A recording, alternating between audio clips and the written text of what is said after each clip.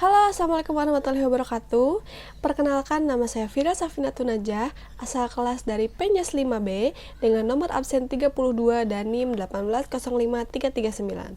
Nah, teman-teman, di sini saya akan menjelaskan kembali tentang kedaruratan medis 2 dan kemarin saya sempat menjelaskan kedaruratan medis yang pertama.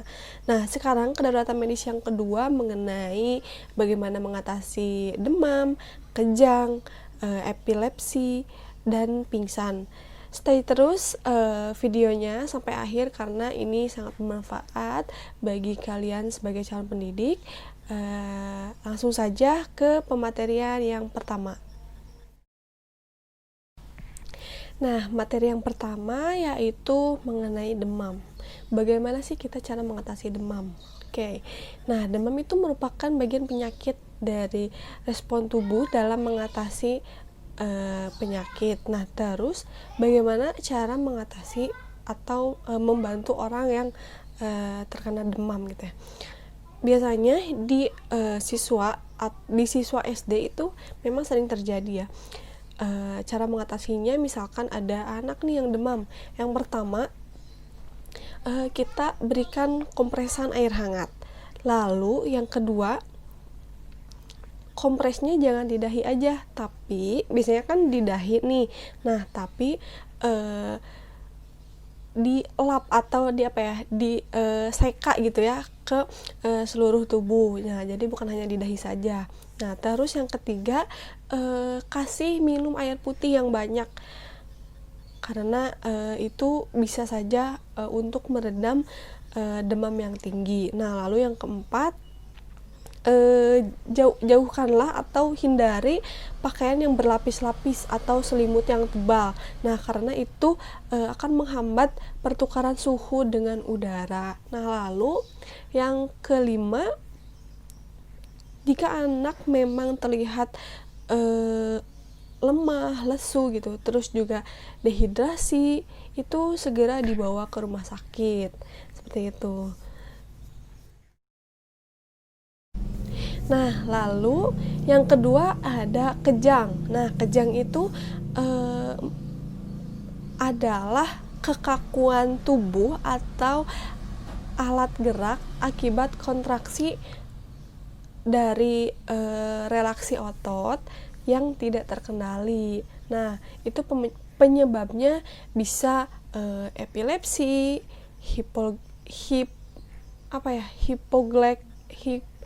hipoglikemi, lalu keracunan, bisa aja dari obat atau alkohol, terus juga stroke, demam gitu ya, dan infeksi ataupun yang lainnya. Nah, lalu gimana sih pertolongan korban ketika kejang-kejang gitu? Nah, secara umum kejang akan berhenti sendirinya ya teman-teman. Sebagai penolong tidak banyak yang dilakukan. Yang terpenting ketika menolong si korban itu jangan melawan kejang. Nah, jangan berusaha menyumpal mulut. Lalu jaga juga pernafasannya. Nah, hindari dari bahaya di sekitar. Nah, itu saja mungkin untuk mengatasi kejang. Karena biasanya emang kadang bisa berhenti sendiri gitu kejang itu. Nah, lalu yang ketiga ada epilepsi atau ayan gitu ya. Nah, itu merupakan gangguan pada sistem saraf pusat atau aktivitas sel saraf di otak. Nah, kelakuan tubuh untuk beberapa saat disertai kejang dan diikuti hilangnya kesadaran. Nah, berarti kalau tadi kejang itu cuman kejang aja ya. Kalau sekarang epilepsi itu udah mah kejang, terus juga hilangnya kesadaran itu. Nah, gejalanya atau tanda-tandanya itu bisa saja jatuh tiba-tiba, wajah atau leher sianosis gitu ya, terus gerakan kejang otot gitu, terus mulut berbuih gitu kayak berbusa. Nah, terus juga setelah kejang biasanya si orang itu suka lemes gitu atau kelelahan. Nah, lalu bagaimana sih ketika anak mengalami epilepsi? Nah, yang pertama, kita sebagai guru jangan panik. Nah, lalu yang kedua, pastikan di sekitar kita itu aman gitu ya, bersih gitu, nggak ada orang, nggak ada siapapun kecuali orang yang membantu. Terus pastikan juga memang dia dalam keadaan yang aman, seperti tadi tidak ada orang siapapun ya. Nah, terus jauhkan dari benda-benda yang tajam gitu, atau benda-benda yang keras.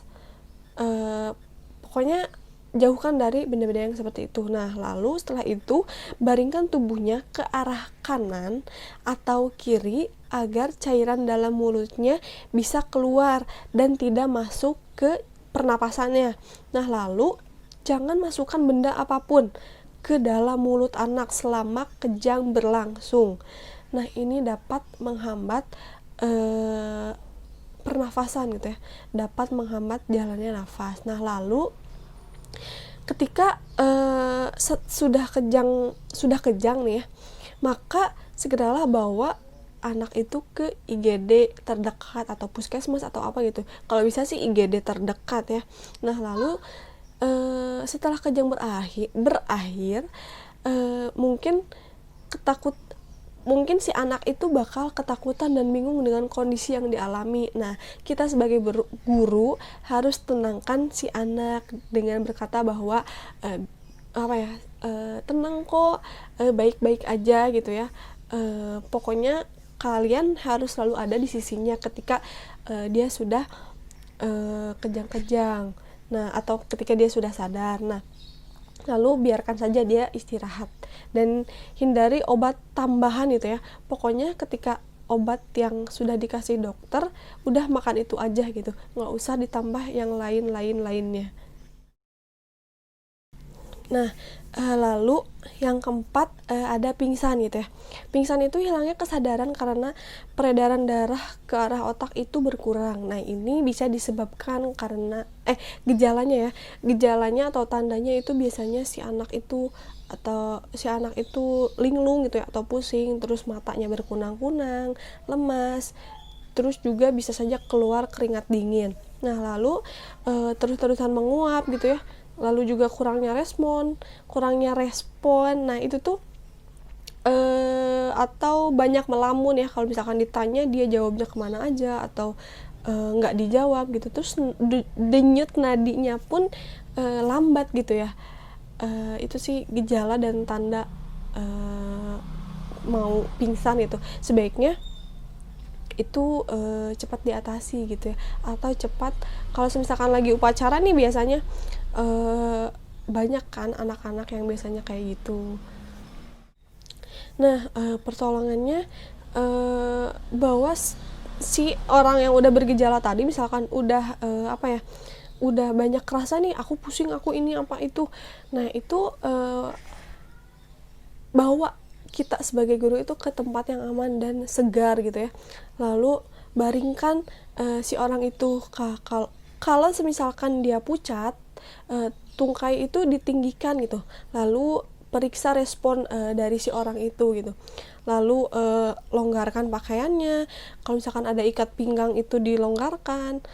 Terus juga kalau bisa dikasih wangi-wangian kayak misalkan fresh care atau kayu putih gitu. Terus lebih disarankan sih posisi ketika berbaring itu recovery gitu ya. Nah, kasih dia minum kalau memang dia sudah bisa duduk dan dengan nyaman gitu ya, kasih si orang itu minum. Nah, teman-teman, mungkin sekian yang bisa saya sampaikan. Lebih dan kurangnya mohon maaf. Mohon maaf juga apabila ada kata-kata yang kurang berkenan di video kali ini.